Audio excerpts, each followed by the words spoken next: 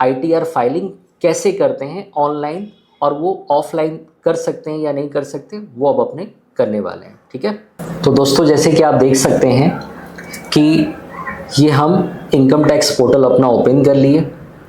अगर आपको अपना आईटीआर ऑफलाइन मोड में सबमिट करना है तो उसके लिए सबसे पहले आपको अपने इनकम टैक्स पोर्टल में डाउनलोड वाले जो टैब है ना, वहाँ पे क्लिक करना होगा। वहाँ पे आपको आईटीआर फॉर्म्स के यूटिलिटी अवेलेबल मिल जाएंगे। ठीक है, जैसे कि आप यहाँ पे देख पाएंगे, मैं डाउनलोड वाले बटन पे पहले अभी क्लिक करता हूँ। ठीक है, जैसे ही आप यहाँ पे क्लिक करेंगे आपको नज़र आएगा लेफ्ट हैंड साइड में income tax return, income tax form and DSC management utility. तो अगर आपको अपना आईटीआर रिटर्न फाइल करना है और उसका कोई भी यूटिलिटी अगर आपको डाउनलोड करना है, चाहे वो जेसन यूटिलिटी हो या एक्सेल बेस्ड यूटिलिटी हो, वो आपको यहीं पे मिल जाएगा। सबसे पहले आपको असेसमेंट ईयर अपना सेलेक्ट करना है। जिस भी असेसमेंट ईयर का आप आईटीआर रिटर्न फाइल करना चाहते हैं वो असेसमेंट ईयर आपको अपने ड्रॉप डाउन से सिलेक्ट करना पड़ेगा। ठीक है, फिर उसके बाद जैसे आप नीचे देख रहे हैं कॉमन ऑफलाइन यूटिलिटी है, ये जावा यूटिलिटी है। ठीक है, यहाँ पे आप आईटीआर 1 से लेके आईटीआर 4 तक कोई भी जेसन बेस्ड अपना आईटीआर रिटर्न फाइल कर सकते हैं। उसके लिए ये वाला ऑफलाइन यूटिलिटी एक कंबाइंड वे में दिया गया है। और अगर आप सेपरेट आईटीआर 1 या आईटीआर 2 का अगर आप सेपरेट फाइलिंग करना चाहते हैं या सेपरेट उसको प्रिपेयर करना चाहते हैं तो उसके लिए एक्सेल बेस्ड यूटिलिटी आपको डाउनलोड करना पड़ेगा, जो कि यहाँ पे अगर आप क्लिक करेंगे तो वो एक्सपैंड हो जाएगा। आपको नज़र आएगा आईटीआर 1 के लिए यूटिलिटी अलग से दिया हुआ है एक्सेल बेस्ड, आईटीआर 2, 3, 4 सबके लिए अलग अलग एक्सेल बेस्ड यूटिलिटी दिया हुआ है। फिर ठीक अगर आप नीचे देखेंगे तो आईटीआर 5 के लिए जेसन और एक्सेल बेस्ड यूटिलिटी वहीं पे है। सिमिलरली आईटीआर 6 भी वैसे ही आपको वहाँ पे नज़र आ रहा होगा। और आईटीआर 7 के लिए भी ठीक उसी तरह से आप देख सकते हैं कि वहाँ पे एक्सेल बेस्ड यूटिलिटी दिया हुआ है और जेसन वाला भी यूटिलिटी दिया हुआ है जावा बेस्ड। ठीक है, ये देखिए आप स्क्रीन पे ये देख सकते हैं। ठीक है, इवन अगर आप मैकबुक वगैरह यूज़ करते हैं तो वहाँ पे भी यूटिलिटी उसका आपको मिल जाएगा। ठीक है, एक चीज़ हम आपको बताना चाहते हैं, अगर आप किसी इंडिविजुअल पर्सन का आईटीआर 1, 2, 3, 4 मान लीजिए अगर इस तरह का कुछ फाइलिंग करना चाहते हैं तो बेहतर होगा, मेरा प्रेफरेंस ये रहता है कि भाई जब सारा ही चीज़ अपने को ऑनलाइन में जाके अपलोड करना है तो बेटर है कि ऑनलाइन में इसको प्रिपेयर कर ले। क्यों खामखा अपने इसको ऑफलाइन यूटिलिटी में फिल करेंगे और फिर उसको अपलोड करेंगे। तो मेरा पहला प्रेफरेंस होता है कि अगर 1 से लेके 4 तक कोई भी रिटर्न है तो उसको डायरेक्ट ऑनलाइन फिल कर देते हैं। तो इसके लिए आपको क्या करना होगा, आपको अपने इनकम टैक्स पोर्टल में पैन बेस्ड लॉगिन करना होगा, जैसे कि मैंने आपको लास्ट क्लास में बताया था। यहाँ पे मैं पैन बेस्ड लॉगिन कर लेता हूँ फटाफट। ठीक है, अब आप यहाँ पे देख सकते हैं ये डैशबोर्ड ओपन हो गया। ठीक है, इस डैशबोर्ड में आपको यहाँ पे ई फाइल वाले टैब में इनकम टैक्स रिटर्न फाइलिंग का एक ऑप्शन मिलेगा, जो पहला आप नेविगेट करके देख सकते हैं फाइल इनकम टैक्स रिटर्न, और अलग से भी एक यहाँ पे एक ऑप्शन दिया हुआ है फाइल नाउ का। आप वहाँ पे क्लिक करिए और वो इनकम टैक्स रिटर्न फॉर्म वहीं से ओपन होना शुरू हो जाएगा। जैसे ही मैं वहाँ पे क्लिक किया आप देखेंगे कि यहाँ पे आपको असेसमेंट ईयर सबसे पहले सेलेक्ट करना है। मैं कर लेता हूँ, ये बाय डिफ़ॉल्ट सेम ईयर रहता है करंट ईयर का। और फिर उसके बाद सेलेक्ट मोड में मैंने ऑनलाइन मोड सेलेक्ट कर लिया। अब यहाँ पे मेरे को स्टार्ट न्यू फाइलिंग वाले बटन पे क्लिक करना है। आप भी ऐसे ही कर सकते हैं, online filing, start new filing. ठीक है, अगर ड्राफ्ट स्टेज में रहता है तो उसको रिज्यूम फाइलिंग ऊपर में मिल जाएगा, और अगर आप फ्रेश फाइलिंग करना चाहते हैं तो आपको स्टार्ट न्यू फाइलिंग वाले बटन पे क्लिक करना पड़ेगा। ठीक है, क्लिक करते हैं यहाँ पे। ये देखिए यहाँ पे 3 तरह का ऑप्शन दिख रहा है, इंडिविजुअल के लिए फाइल करना चाहते हैं या फिर एचयूएफ के लिए फाइल करना चाहते हैं या फिर अदर देन इंडिविजुअल एचयूएफ के लिए आप ये फॉर्म को फाइल करना चाहते हैं। वहाँ पे वो ऑप्शन पूछ रहा है, अपने इंडिविजुअल पे सेलेक्ट करके कंटिन्यू करते हैं। ठीक है, ये मैंने कंटिन्यू कर दिया। ये देखिए अब यहाँ पे मेरे को फॉर्म सेलेक्ट करना होगा। ये फॉर्म जो अपने ऑलरेडी चॉइस कर लिए हैं कि भाई अपना सोर्स ऑफ इनकम सैलरीड और अपने अदर सोर्स से है, तो अपना ऑलरेडी ये जाना हुआ है कि अपने इस केस में आईटीआर 1 फाइल करेंगे। ठीक है, तो अपने यहाँ पे ड्रॉप डाउन से ITR1 सेलेक्ट कर लिए और प्रोसीड विथ ITR1 वाले बटन पे अब क्लिक कर देते हैं। इसके बाद में आप देख सकते हैं ये विंडो ओपन हो गया। मेरे को यहाँ पे ओके करना है और फिर से एक यहाँ पे एक बटन अपने को मिलेगा, लेट्स गेट स्टार्टेड। आपको भी इसी बटन पे क्लिक करना है। फिर उसके बाद में बहुत सारे क्वेश्चनेयर आपको यहाँ पे नज़र आएगा। ठीक है, 3 तरह का क्वेश्चनेयर है। अगर आपका इनकम बेसिक एग्जेम्पशन लिमिट के एक्सीड कर रहा है तो उस केस में आप पहला वाला ऑप्शन सेलेक्ट करिए। दूसरा वाला ऑप्शन उनके लिए है, मान लीजिए अगर किसी का electricity expenses during the year 1 lakh से ज़्यादा है या फिर फॉरेन ट्रैवलिंग अगर 2 लाख से ज़्यादा वो किए हैं तो उस केस में वो सेकंड वाला ऑप्शन पे क्लिक कर सकते हैं। और कोई दूसरे रीज़न से अगर आप करना चाहते हैं ITR रिटर्न फाइलिंग तो आप अदर्स वाला ऑप्शन भी सेलेक्ट कर सकते हैं। ठीक है, तो हम यहाँ पे पहला वाला ऑप्शन अभी सेलेक्ट करते हैं और इसके बाद में अपने कंटिन्यू बटन पे क्लिक कर देंगे। ठीक है, तो जैसे कि आप देख सकते हैं मैंने कंटिन्यू बटन पे क्लिक किया और फिर उसके बाद ये देखिए ये पेज ओपन हो गया। अब यहाँ पे ओके कर देते हैं। ओके करने के बाद में जैसे कि आप देख सकते हैं यहाँ पे सबसे पहले आपको अपना पर्सनल इन्फॉर्मेशन यहाँ पे फिल करना है, जो मैक्सिमम ऑटो फिल हो चुका होगा आपके पैन डेटाबेस से। ठीक है, हाउएवर अगर आप वहाँ पे कुछ एडिट करना चाहते हैं, जैसे अभी प्रेजेंट रेसिडेंशियल एड्रेस अगर आप चेंज करना चाहते हैं आप यहाँ से कर सकते हैं। कोई मोबाइल नंबर, ईमेल आईडी आप एट प्रेजेंट जो आपका है अगर वो आप अपना चेंज करना चाहते हैं, ठीक है, तो वो भी आप यहाँ से अभी कर सकते हैं। फिर इसके बाद में नेचर ऑफ एम्प्लॉयमेंट आपको इस ड्रॉप डाउन से सेलेक्ट करना है।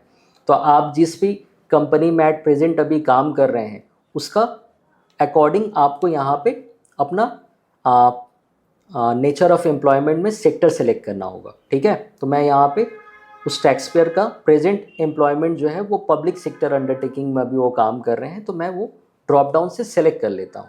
ठीक है, फिर इसके बाद में आप यहाँ पे देख सकते हैं कि एक फाइलिंग सेक्शन दिया हुआ है। फाइलिंग सेक्शन में यहाँ पे 4 ऑप्शंस दिए हुए हैं। सबसे पहला जो है वो है सेक्शन 139(1). अगर आप अपना return first time with in due date file कर रहे हैं तो आपको ये वाला ऑप्शन सेलेक्ट करना है, सेक्शन 139 सबसेक्शन 1। और अगर आप रिटर्न ड्यू डेट चले जाने के बाद फाइल कर रहे हैं तो उस केस में आपको सेक्शन 139(4) के अकॉर्डिंग बिलेटेड रिटर्न सेलेक्ट करना पड़ेगा। और तीसरा जो ऑप्शन है वो है रिवाइज रिटर्न के केस में, सेक्शन 139(5) ये है रिवाइज रिटर्न। और फोर्थ जो है वो है कॉन्डोनेशन ऑफ डिले। कई बार लोगों का टाइम चला जाता है, ठीक है, बीत जाता है और उसके बाद में वो अपना रिटर्न फाइल करना चाहते हैं, तो उस केस में पहले उनको प्रिंसिपल कमिश्नर से अप्रूवल लेना पड़ता है कॉन्डोनेशन ऑफ डिले का, उसके बाद में वो रिटर्न फाइल होता है सेक्शन 119 सबसेक्शन 2B में। ठीक है, फिर उसके बाद अपने यहाँ पे ड्रॉप डाउन आप अगर देखेंगे तो यहाँ पे नीचे में ना क्वेश्चनर फिर से एक तो दिया हुआ है कि क्या आप न्यू रिजीम को ऑप्ट आउट करना चाहते हैं। दोस्तों अभी एट प्रेजेंट जितने भी टैक्स पेयर्स हैं सब कोई बाय डिफ़ॉल्ट न्यू रिजीम में है, और अगर आप इसे ऑप्ट आउट करके ओल्ड रिजीम में जाना चाहते हैं तो आपको यहाँ पे यस करके सेलेक्ट करना होगा, अदरवाइज आप इसे नो करके प्रोसीड कर लीजिए। ठीक है, हमारे जो कंप्यूटेशन बने हुए हैं आप देख सकते हैं, क्योंकि हमारे टैक्स पेयर्स का ज़्यादा बेनिफिट न्यू रिजीम में हो रहा है, उनका टैक्स पेबल मात्र 4000 समथिंग और एक्स्ट्रा आ रहा है, तो इस वजह से हम न्यू रिजीम ऑप्ट कर रहे हैं। ओल्ड रिजीम में जाने से उनका 13-14 हज़ार का टैक्स आ जाता। ठीक है, इसके बाद जो दूसरा आप देखेंगे यहाँ पे एक ऑप्शन दिखा रहा है बैंक डिटेल्स। बैंक डिटेल्स आपको यहाँ पे ऐड करना होगा। ऑलरेडी अगर ऐड किया हुआ है इट्स ओके, अगर आपका कोई नया और बैंक अकाउंट डिटेल्स आप ऐड करना चाहते हैं फॉर रिफंड पर्पज़ या ऐसे ही अपना इंफॉर्मेशन बेसिस, तो आप उसको भी यहाँ पे ऐड कर सकते हैं। ऐड करके कंफर्म करना है। फिर उसके बाद में ग्रॉस टोटल इनकम पे अपने को क्लिक करना होगा। ग्रॉस टोटल इनकम पे क्लिक करने के बाद में यहाँ पे बहुत सारे इंफॉर्मेशन दिए हुए हैं, क्वेश्चनर दिए हुए हैं। आपको ये सबको यस नो करना नहीं है, आप इसे स्किप द क्वेश्चन अभी कर लीजिए फ़िलहाल के लिए। और उसके बाद according to the sources of your income, जैसे कि आपको पता है कि हमारे टैक्स पेयर्स का income from salary major income है, तो उसे अपने यहाँ पे अभी फिल करेंगे। ठीक है, ये ऑटो फिल नहीं होके आया है तो अपने इसे मैनुअली इसे फिल अभी यहाँ पे कर लेते हैं। इसके लिए हमें एडिट वाले ऑप्शन पे क्लिक करना होगा ऊपर में एडिट बटन दिया हुआ है, हम उसे एडिट करेंगे। देखिए मैंने इसको एडिट कर लिया, ठीक है। अब यहाँ पे जो भी ग्रॉस सैलरी में उनका सेक्शन 17(1) से रिलेटेड है या कोई परक्यूजिट्स अगर 17(2) से रिलेटेड है, वो सब मैं यहाँ पे इकट्ठे बैठा दूंगा। अच्छा, ITR-1 में ना इकट्ठे सारा सैलरी का इंफॉर्मेशन बैठाना पड़ता है। यहाँ पे एम्प्लॉयर वाइज आपको अलग अलग सेग्रीगेट करने का ज़रूरत नहीं पड़ेगा, जो कि ITR-2 में आपके पास में ऑप्शन रहता है। अलग अलग एम्प्लॉयर का आप अलग अलग सैलरी इनकम सेग्रीगेट करके दिखा सकते हैं। यहाँ पे वैसा कुछ भी नहीं है, आप इकट्ठे एक बार में दिखा दीजिए, ज़्यादा यहाँ पे आपको दिक्कत नहीं होगा, ठीक है। तो मैं भी क्या करता हूँ कि सेक्शन 17(1) में जितने भी इनके सैलरी इनकम है वो मैं इकट्ठा एक बार कैलकुलेट कर लेता हूँ। ये आ गया हमारा 10,02,054 रुपया, 10,02,054 रुपीज़। ये हमारा 17(1) में सैलरी इनकम आ रहा है, वो मैंने यहाँ पे लिख दिया। फिर इसके बाद में परक्यूजिट्स पे जो इनका इनकम आया है वो है 1248, तो वो भी मैं 17(2) वाले कॉलम में यहाँ पे लिख देता हूँ। 17(3) में इनका कुछ भी नहीं है, profit in lieu of salary ऐसा कुछ नहीं इनको मिला है। रिटायरमेंट बेनिफिट इनका कुछ है नहीं, तो मैंने उसको डिलीट कर दिया। एग्जेम्पशन कुछ ये ले नहीं रहे हैं बिकॉज ये न्यू रिजिम ऑप्ट कर रहे हैं, तो कोई भी एग्जेम्पशन इनको नहीं मिलेगा, ठीक है। तो जैसे कि आप देख पा रहे हैं कि एज़ पर न्यू रिजिम जो अपना सैलरी इनकम आ रहा है वो आ रहा है 9,53,302। वही एग्जैक्ट अमाउंट हमारे टैक्स पेयर्स का भी वहाँ पे सैलरी इनकम में डिस्क्लोज किया हुआ है, ठीक है। अगर आप देखेंगे फॉर्म में तो ये 9,53,302 हमारे टैक्स पेयर्स का दिखाया हुआ है, ये मैच कर गया, ठीक है। अब इसके बाद अपने इसको सेव कर लेते हैं यहाँ पे, ठीक है। ये income chargeable under the head salary ये यहाँ पे मैच कर गया हमारे कंप्यूटेशन के हिसाब से। अब इसको अपने लोग सेव कर देते हैं, ठीक है। सेव करने के बाद इसके बाद हमारा नेक्स्ट स्टेप होगा इनकम फ्रॉम अदर सोर्सेज। अच्छा, हाउस प्रॉपर्टी इनकम तो इनका है नहीं, तो उसे अपने छोड़ देते हैं। Income from other source, income from other source जो है वो ऑटोमेटिक कुछ इनके AIS बेस्ड ऑलरेडी फिल किया हुआ है, अपने चाहे तो उसे एडिट कर सकते हैं। तो इनका इंटरेस्ट फ्रॉम सेविंग अकाउंट और भी ज़्यादा है, ठीक है। ऑटोफिल इन्फॉर्मेशन में कुछ कम दिखाया हुआ है, तो अपने उसे मैनुअल एडिट करके चेंज कर लेते हैं, अपना और ज़्यादा है। तो 1702 इनका इंटरेस्ट फ्रॉम सेविंग अकाउंट है, जो कि मैंने यहाँ पे चेंज कर दिया, आप देख सकते हैं। फिर इसके बाद अगर आप देखेंगे तो इनका इंटरेस्ट फ्रॉम टर्म डिपॉजिट भी कुछ आया हुआ था, तो वो यहाँ पे बैठाया हुआ नहीं है, उसे मैं यहाँ पे ऐड कर लेता हूँ। नेचर ऑफ इनकम में क्लिक करके इंटरेस्ट फ्रॉम डिपॉजिट वाला ड्रॉप डाउन मुझे सेलेक्ट करना है, वहाँ पे मैं अमाउंट बैठा देता हूँ 166, ठीक है, ऐड कर देता हूँ। तो ये हमारा ग्रॉस टोटल इनकम हमारे कंप्यूटेशन से मैच हो गया, जैसे कि आप देख सकते हैं ये मैच हो गया, ठीक है। कंफर्म कर देता हूँ मैं इसे।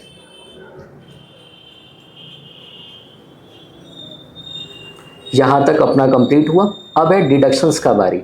Deductions as per new regime अपने नहीं ले सकते हैं, एक्सेप्ट सर्टेन डिडक्शंस जो हैं उसी को सिर्फ अपने यहाँ पे एज ए डिडक्शन क्लेम कर सकते हैं, अदरवाइज नहीं मिलेगा। वो कौन कौन से डिडक्शन है, जैसे कि आप देख पा रहे हैं 80CC(d) सबसेक्शन 2। ये जो है ये होता है कि अगर आपके एम्प्लॉयर आपके बिहाफ में कोई पेंशन स्कीम में अगर NPS स्कीम में अगर कुछ डिपॉजिट कर रहे हैं ड्यूरिंग द ईयर, तो उसका आपको डिडक्शंस मिल जाएगा, ठीक है। तो इनका कुछ ऐसा है नहीं बोल के अपने इसको फिल अभी नहीं करेंगे, स्किप द क्वेश्चन करते हैं। आप जैसे कि यहाँ पे देख पाएंगे अभी लोड हो रहा है, यहाँ पे बहुत सारा डिडक्शंस दिया हुआ है, but most of the deductions आप अगर देखेंगे तो वो फ्रीज हो जाएगा, उसे अपने फिल नहीं कर पाएंगे। ये लोड हो रहा है पेज, आप देख सकते हैं, ये देखिए। हाँ, वेट कर लेते हैं। हाँ, फिर इसके बाद ये देखिए, जैसे कि मैं बता रहा था कि जितने भी डिडक्शंस है वो सब फ्रीज हो गए एक्सेप्ट 80CC(d) सबसेक्शन 2, ठीक है ना। ये वाला अवेलेबल है, बट अपने को फिल नहीं करना है बिकॉज अपने टैक्स पेयर्स के पास में इस तरह का कोई डिडक्शन नहीं है, ठीक है। अब अपने आगे बढ़ते हैं। ये देखिए नीचे में कंफर्म कर देते हैं, कंफर्म।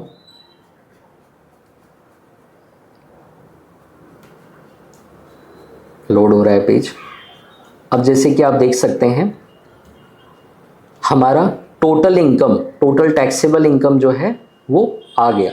ठीक है, इसके बाद टैक्स पेड अपने को फिल करना है। जो भी टैक्स अपना डिडक्ट हुआ है या जो अपने सेल्फ असेसमेंट टैक्स जो अपने जमा किए हैं वो अब अपने डिटेल्स यहाँ पे फिल करेंगे।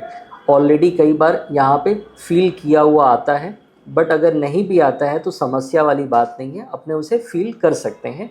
इसके लिए हम लोग अपना फॉर्म 26A को यहाँ पे ओपन कर लेते हैं। ठीक है, वहाँ से देख देख के अपने ये डिटेल सभी बैठा देते हैं।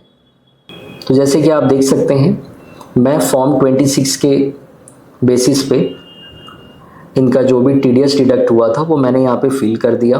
51,391 का इनका TDS डिडक्ट हुआ था, ये मैं फॉर्म 26A देख के बैठा दिया।